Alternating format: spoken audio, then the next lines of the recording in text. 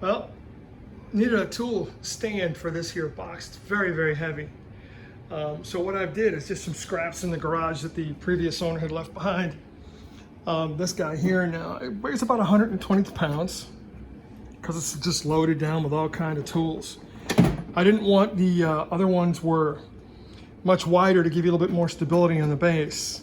This is going right up against the wall, so I'm a little bit less concerned about that. And I gave it some height so that I could leave the front main support a little bit longer. And now I'm attaching my electric outboard motor to that. I needed a stand for it. Tired of this thing laying all around the garage floor, just moving in here. And now I'll be able to keep my battery and my outboard on this same base. And have this toolbox out of the way. And there we go. Battery fits right on it, no problem. And again, I left enough height so that the skeg would have clearance down there. And now I can swing it on, test it, plug it in, run it, because it's an air-cooled battery. Okay, so it's wide enough where I can stack my other toolboxes and some of my other bigger tools underneath. And that's what I'm going to be adding now is a shelf. 2 shelves underneath here. One for tools and cases, and one for this toolbox. Then the other toolbox will go underneath. And then I'll have one concentrated area for all tools, get this crap out of the way. Just using scraps that were laying around again, and there's plenty of wood he left me here for the shelving.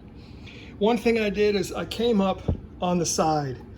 These are your supports for going this way. And that's what holds these legs in place until I had these ones put on the front.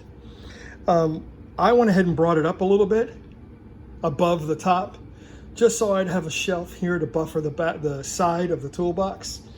And I did the same thing in the back. Let me show you. You know, this one here I've left so I can spin it around if I need to, but this one I brought up just a little bit so I have an L to let me guide me in that I've got this heavy son of a gun into the right place. And there it is. So now I think I'm gonna put 2 shelves, one here where I can slide that saw in, and then put this drill box on top of that, nice and flat. So you'll have nice 2 boxes here. And then below that, another shelf for this guy. And the more shelves I put in here, you know, I'll cut them exactly the width of this. That'll stop these legs from wanting to fold in, and more things to screw onto. And then that old, boy, I've had him for so many years. That old steel toolbox will sit on the floor right there. And there we go.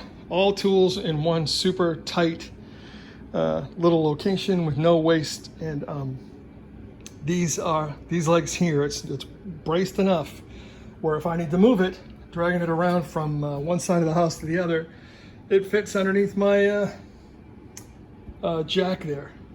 What do you call it? The dolly. Just comes right under the sides, grabs a hold of those. Once I get the shelves in, it'll be nice and solid. And I can transport the whole thing as a whole if I want to. Or maybe I'll take the toolbox off and transport it. We'll see.